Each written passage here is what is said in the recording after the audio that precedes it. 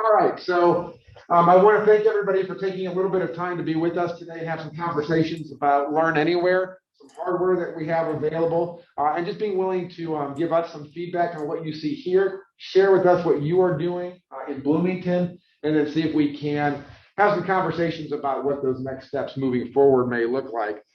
Our agenda for this morning or this afternoon. And last but not certainly not least, joining me in the room today, and I will pan around and down. Let me get the right camera chosen and pan down just a little bit. Oh, sorry, camera two.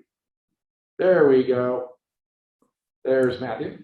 Hello, hi everyone. Matthew Pittman, Assistant Vice President for Distance Learning and Educational Technology. I'm playing the role of a student today. All right. So as the other camera pans back to me, really the goals for today are just to have a good conversation about where we want to be able to go. I think what the leadership of the OIT department at the college and my team have talked about is we really want to try to develop what is a good standard for the Learn Anywhere hardware that we have. And I will throw this out there, and I think it's more powerful than just Learn Anywhere. I think this has a really good potential to be a really good classroom technology setup that really can serve any modality that we have. As I've been teaching in this room and having these conversations today, I just think that there's a lot that we can do no matter the modality that we have. So while it should serve the Learn Anywhere modality really, really well, I also think that there's an opportunity to have a standard that will work in a blended environment, in a virtual environment, in our traditional face-to-face environment, and give our instructors and students a really good experience and really good options in terms of what we're able to do and accomplish for them. So as we start to talk about what that standard might be, we want it to be, I think, first and foremost, very easy for faculty. I want faculty members to be able to walk into a room, right? And I think I share this desire with a lot of people on this call. We want them to be able to walk into a room, turn everything on, and just go teach. I don't want our faculty, and by extension our students, to have to worry a whole lot about, is that technology going to work, right? How do I have to be able to manipulate all of this to be able to do my job really, really well? And then what do I do if it breaks? So we just want a really good solution. It's really flexible, easy to use. And I think that provides an experience for the students. So those of you who are remote with me today, I want you to have the same experience, the same feeling of interaction as Matthew is sitting in the room with me today. So trying to accomplish all of that while still being aware of number three, which is that we want to be able to move very, very quickly, but set some understanding about how quickly we can move, how quickly we should move, so that we get this solution right. And then not only does it serve us through the remainder of the time that we're in a pandemic situation, but then it also serves us well when we emerge from that pandemic and we're back to whatever the new normal operations at the college look like. So slowing down maybe just a hair, having these conversations to level set on what a standard solution might look like, and then jumping off from there and making a plan of attack in terms of where we go from there. So in order to do that, I wanted to share with you what we've put together here at Richmond. I guess I should say what they have, not a we.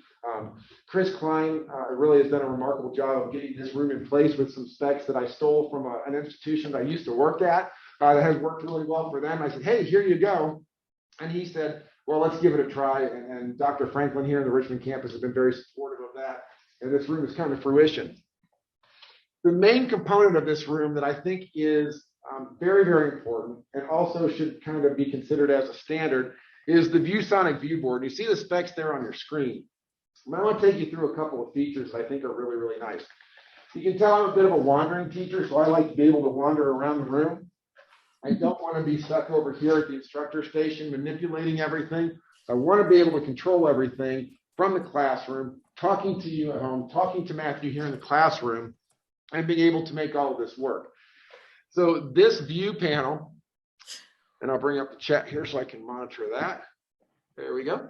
And I just want to make that easy to work. So I have a lot of things that I can do. I'm just controlling everything from the screen. And to be honest with you, I walked into the classroom, logged into the computer, turned on the view board, and I just started to be able to work. And I think, and honestly, I've never been in this room before. And I was just able to start working and teaching from this room in probably 5 or 10 minutes. And then the more I've done it, the more I've gotten a little bit more familiar with the remote control to control the cameras. But the learning curve has not been steep. So I have a lot of flexibility here. I can be working on a website, a Google presentation like you're able to see here. I'm also able to open up a Whiteboard app, and then I can just have a whiteboard that I can write on. And if I choose to write on this, if I'm teaching maybe a science class and I'm talking about parts of the cell, it's one of my favorite parts of the cell.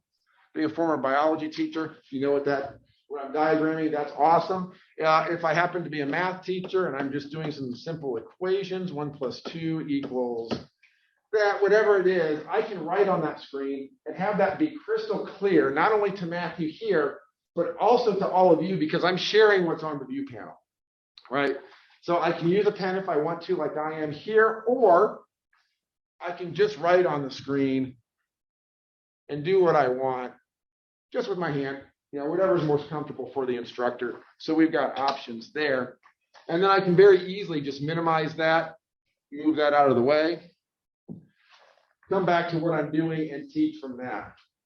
The app that I just showed you where I was writing also gives me the ability to log into Google and Office 365. So I can grab a document, I can grab a presentation from there, and then I can annotate over the top if I want. So again, I've got really good flexibility, and it's a really good experience for those of you who are remote and for Matthew, who's here in the classroom with us. Because I think one of the challenges that we have in this is if I have the camera in the back and I try to zoom all the way in, and I'll try to do that. Sorry, I get the right camera. So there we go.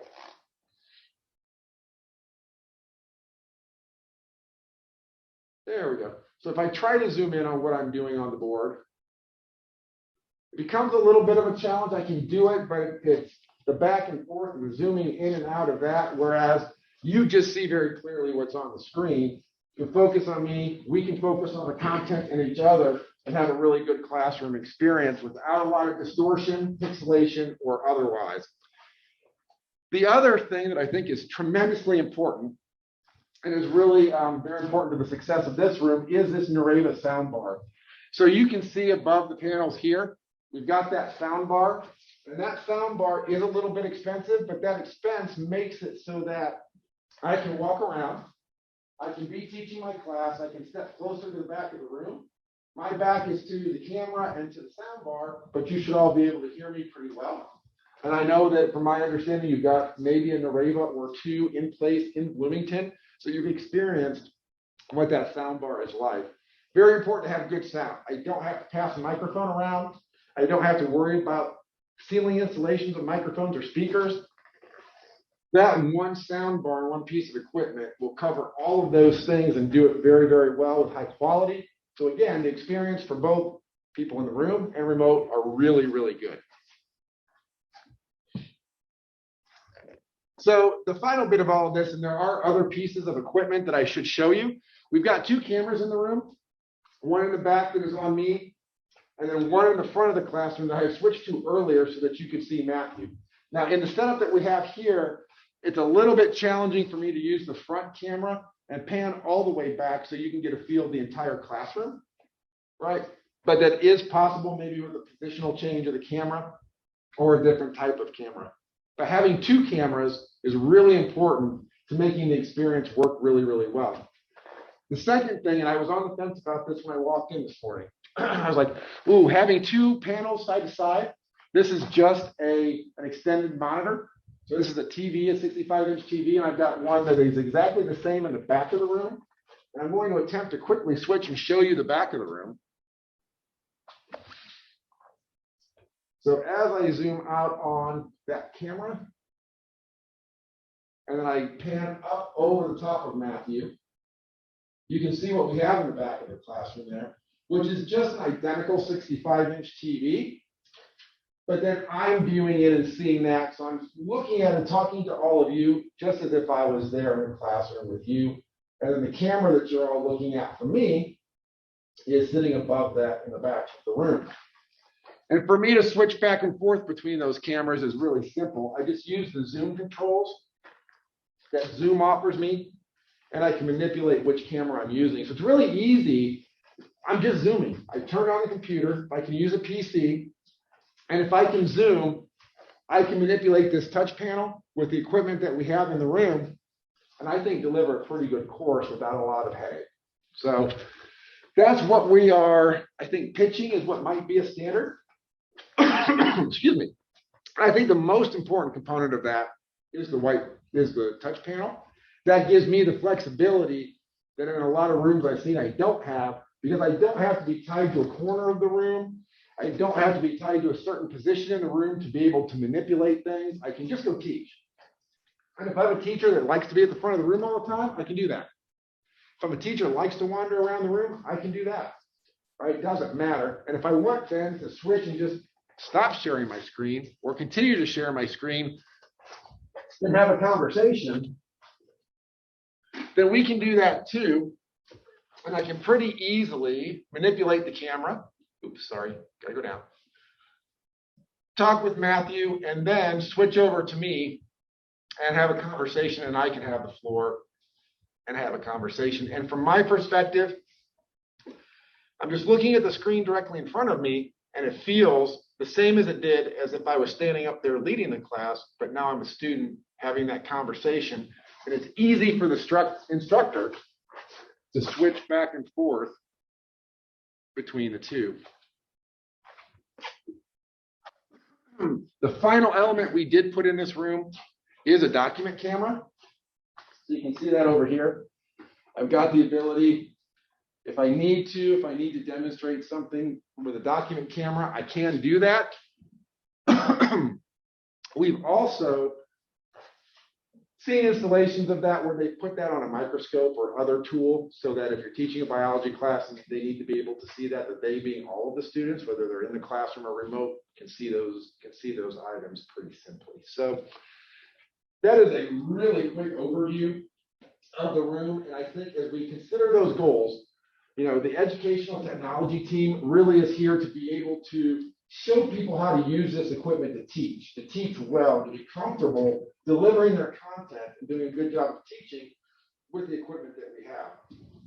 Our friends in OIT are there to install the hardware, configure it, make sure that it works right, and to do all of those things. And then together with those two sets of responsibilities, I think we can deliver a really good support model so that if you're offering classes that are not during the normal course of the day, after hours, no matter what happens, faculty members can feel like they're supported should something go wrong.